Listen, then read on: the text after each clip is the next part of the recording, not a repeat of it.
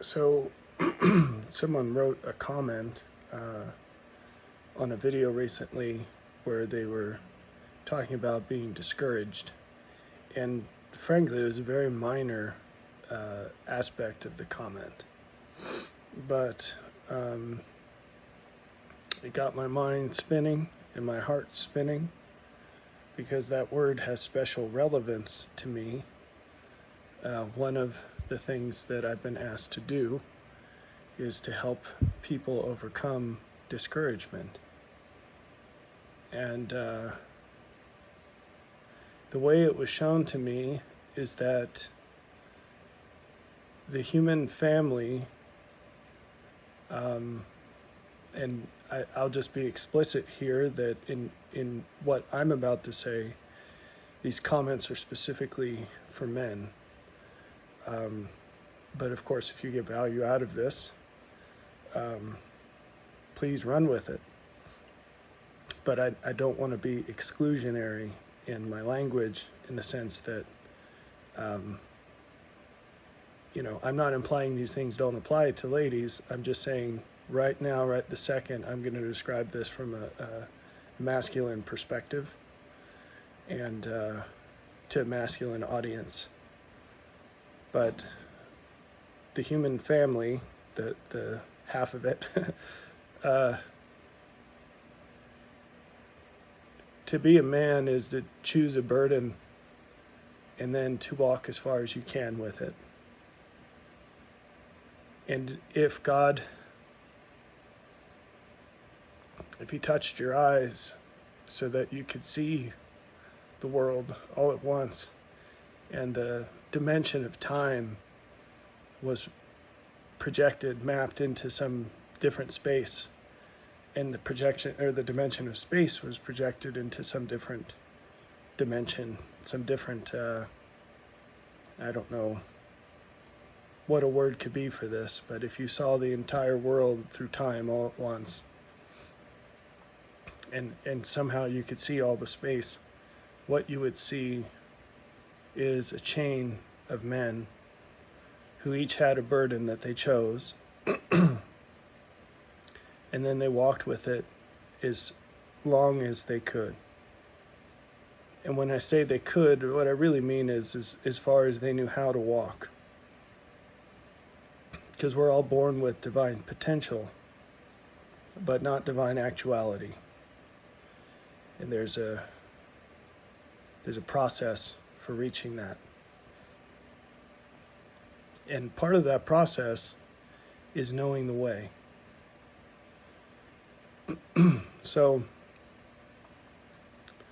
Jesus, one of his names is the way. And, it's absolutely true. He's our example. He's the archetype of salvation. And archetype's a very rich word.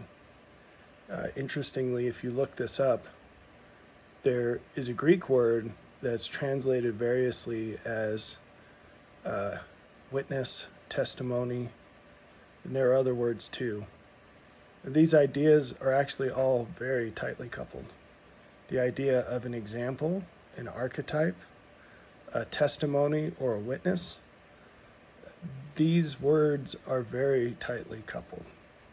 And when you say attest to something or testify or witness, it's not, the meaning of that is not in what you say, it's what you've experienced that makes it what it is. So saying it is the least, the most minor part of the whole situation. It's the most minor attribute of the quality of that. So archetype, that's a really powerful one because it doesn't just mean example. It means one who went before. It literally means the first person to do something that others can then do, can do by following their example. And so this is all very powerful when it comes to things like understanding what it means to receive the testimony of Jesus. So maybe enough said about that. Those are some rich thoughts, and I hope they strike you as such, because they're sacred to me. So, when it comes to discouragement, what I see when I think of that word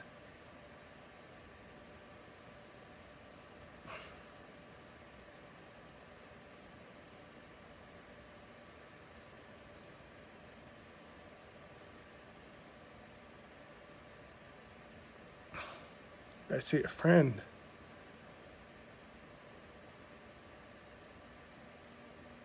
with a burden, a burden that's too heavy for them to carry.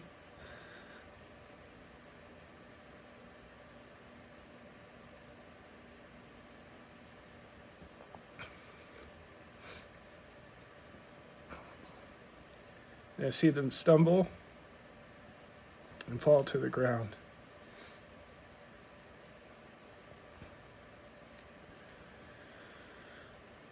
And I want, with all my heart, I want to pick it up for them and carry it for them.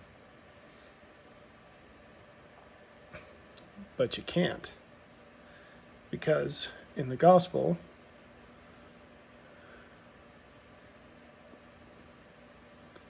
there are only so many things you can do for other people without harming them. So you do what you can up to that point. And a big chunk of that is understanding that when you choose to do certain things, you choose not to do other things. And I don't want to be cryptic, so I'm just going to explain what I mean with Jesus. If you've ever asked yourself why the Father himself didn't come down, the reason is because what he did already, in choosing to do that, he also chose not to come down. Because he can't anymore. Not in the way that Jesus did.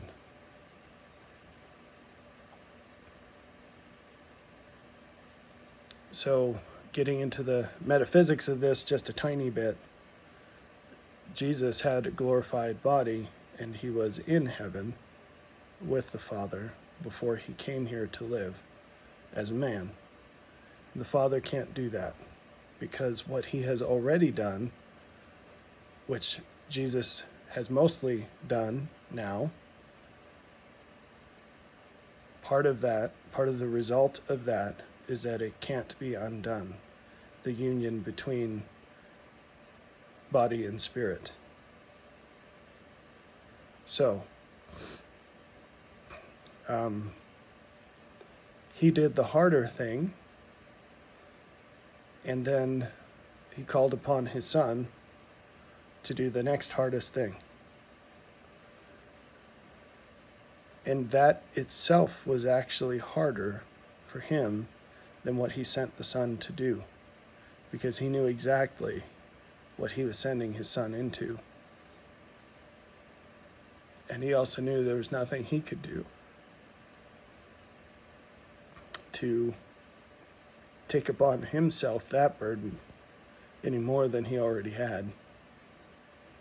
And if you have children, you know something of what this is like. Because of course you do anything for your kids.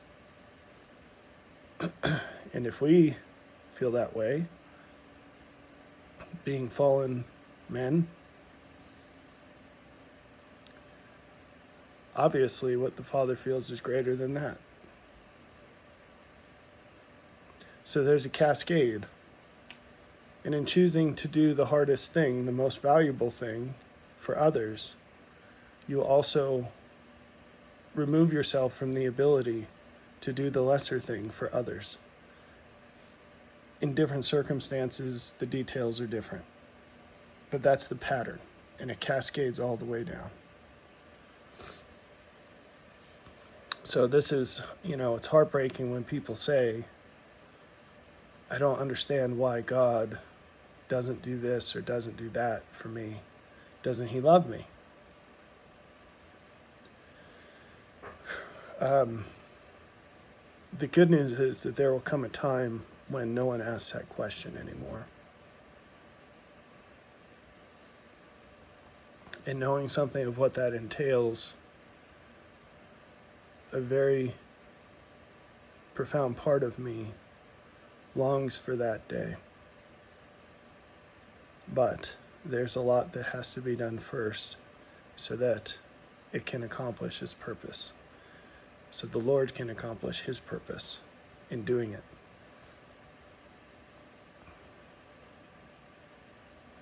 So back to the topic of burdens.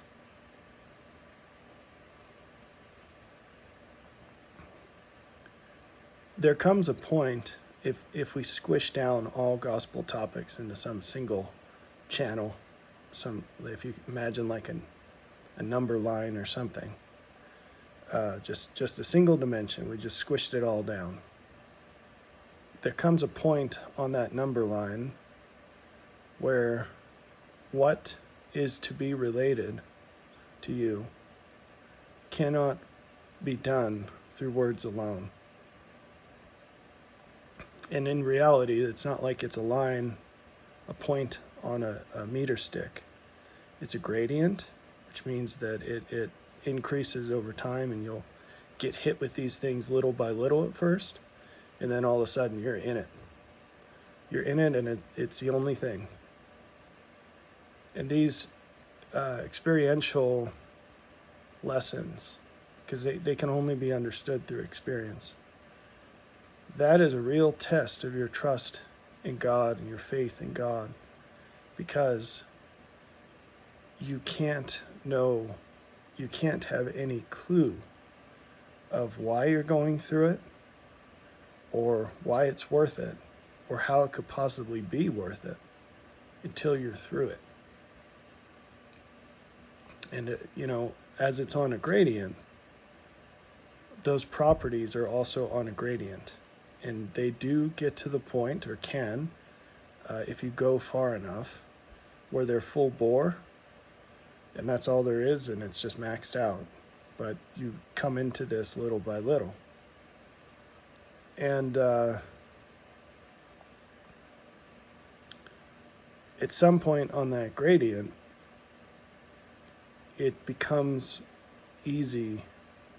Well, I guess with every step on that gradient, it becomes more tempting to set down your burden. And that's sort of a different thing than collapsing. But anyway, when it comes to discouragement, we're talking about something that's involuntary for the most part. So as the burdens fall, the imagery that comes to my mind is that, well, okay, I referenced the burning bush in another video, and how it wasn't a bush, it was a bramble, like thorns. It was like a thorny patch of plants, which makes it all the more poignant I mean, it's literal, but we can think of it allegorically, and it's a powerful pattern, because it's the same pattern you're going to face, even if you're not a shepherd in mountains in the Middle East somewhere. So, turning in, that's a phrase that's used there. So Moses was doing his job, he was going through life, and it's kind of like a pretty monotonous thing to be a shepherd, right? There's actually a lot to this story, so I'm just going to truncate here. But he saw the fire, and instead of running away and forgetting about it, or even just running away and being scared of it, he turned in towards it. And this is what makes this more impressive, is that to approach that fire, he actually had to press through a huge hedge of thorny plants. Now, I want you to think about the Lord saying, take off your shoes because you're on holy ground. He said, take your shoes off before you approach further. And the signs of holiness are usually hidden. But imagine how strange a person you would have to be to see something that's super scary and weird, and instead of freaking out and running away, you actually turn towards it and walk towards it. And then there's this huge thorn bush mess, and instead of saying, well, that's interesting, but there's a giant thorn hedge in my way, I'm just going to go back to what I was doing, you push through all these thorns. And I'm pretty sure you've done something like that because we were all kids once. There's that book and movie, We Were Soldiers Once and Young. We were all kids once and dumb. And some of us outgrew our kid age, but not our stupidity, our kid stupidity. Anyway, so he pushes into the thorns, right? And then he takes his shoes off. So like, okay, a voice is now talking to you and telling you to walk further into this bramble barefoot. Anyway, I think this is hilarious because it's so far from what normal people would do. And like we read the story and we're just like, oh yeah, you know, Charlton Heston, 10 Commandments, I got it. And that is not how it went. Anyway,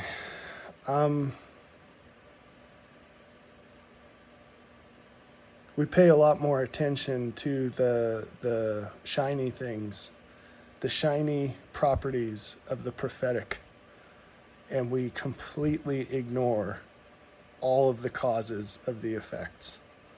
And that's weird. We've got some serious selective vision there.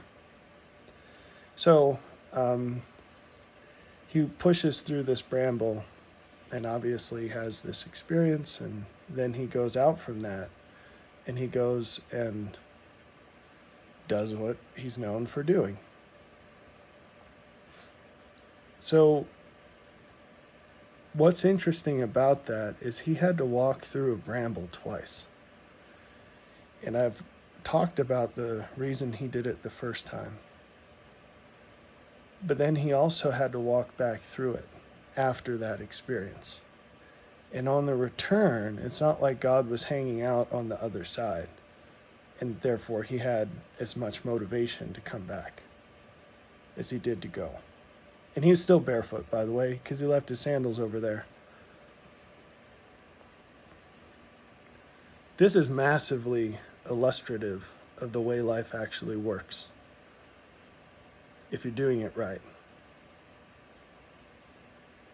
So in the military, they have this stuff called concertina wire, and it's like coiled barbed wire looking stuff, but instead of barbs, which are, you know, unpleasant enough, it's got razor blades on it. And so you set this stuff out as a barrier, and you can just kind of pile it on top of, and you have to wear leather gloves when you're working with it, because otherwise your hands will get all sliced open. And so, you know, in military situations where you have to go through an obstacle like that, there are ways of doing it.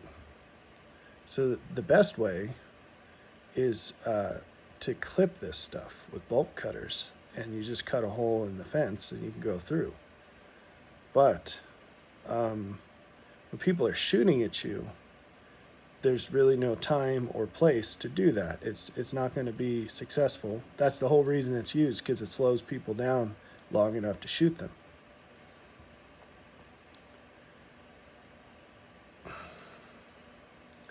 So one of a very effective tactic, all things considered, to overcome an obstacle like that in a battle is that the first man to the fence lays down on it.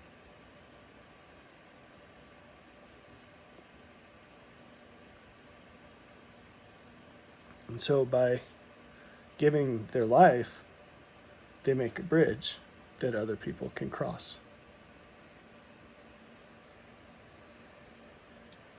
So sometimes that's exactly what has to happen with the gospel. And for a prescribed number of people in the end times, that's exactly what their mission is. And there's a lot more to say about that.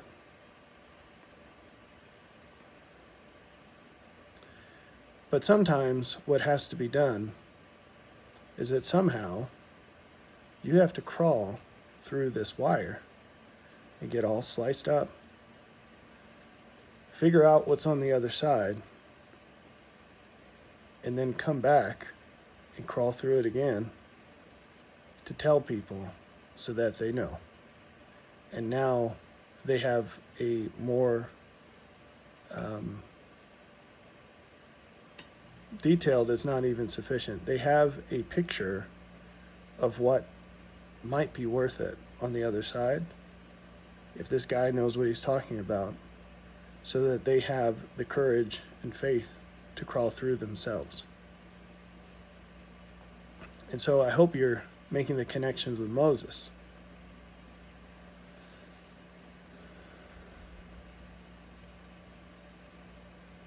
So when it comes to discouragement, there's two things I want to say. The first is,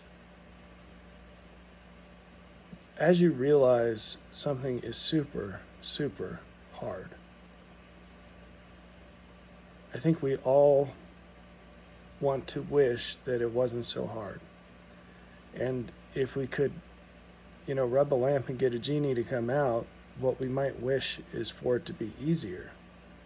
And so when the guy comes back through the wire, we want him to tell us, oh, actually, you don't have to go through the wire. There's this other way.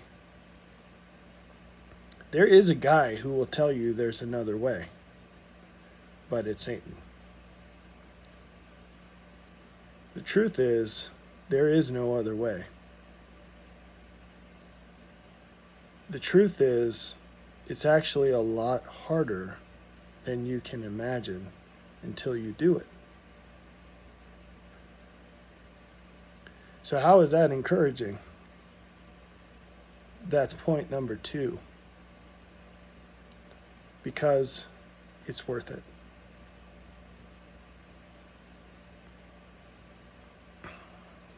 It's worth it, and nothing else is. And that's the terrible truth. It's glorious, and it's terrible. There is no other way. And Jesus is the way. So he gave his life by laying on the wire, and we have to give ours by crawling through it. And there is no other way. But if you do it, when you get to the other side of the wire, whether it's in this life, because it can absolutely happen in this life, or whether you're appointed to die while trying, you will see and know, as I do, that it is absolutely worth it. So I hope that gives you a little bit more courage and strength to take another step or two as you're carrying that weight, or to put a little more weight on yourself, because it's worth doing.